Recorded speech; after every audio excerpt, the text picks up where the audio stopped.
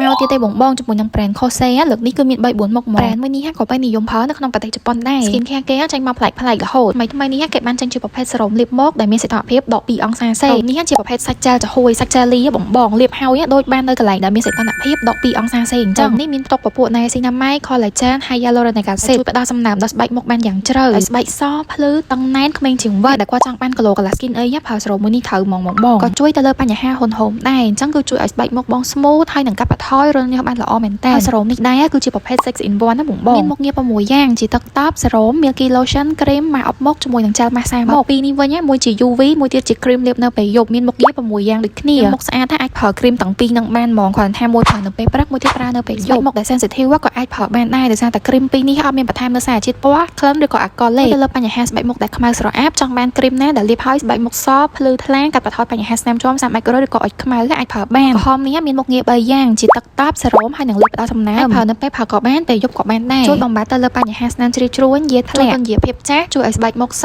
ភ្លឺថ្លាម៉ត់រលោងក្មេងជាងវ័យចឹងបើសិនជាបងចាប់អារម្មណ៍អាចមកហៅនៅលក្ខសរិយាសាខាបឹងកេងកងក៏បានសាខាពេញហួតបឹងស្នោក៏បានដែរចង់កំងតាមអនឡាញនៅក្នុង Facebook Instagram ឬក៏ TikTok ក៏បានដែរគ្រាន់តែសើចពាក្យថាលក្ខសរិយា shop ទៅនឹងចាញ់ហាងពួកយើងមកហើយ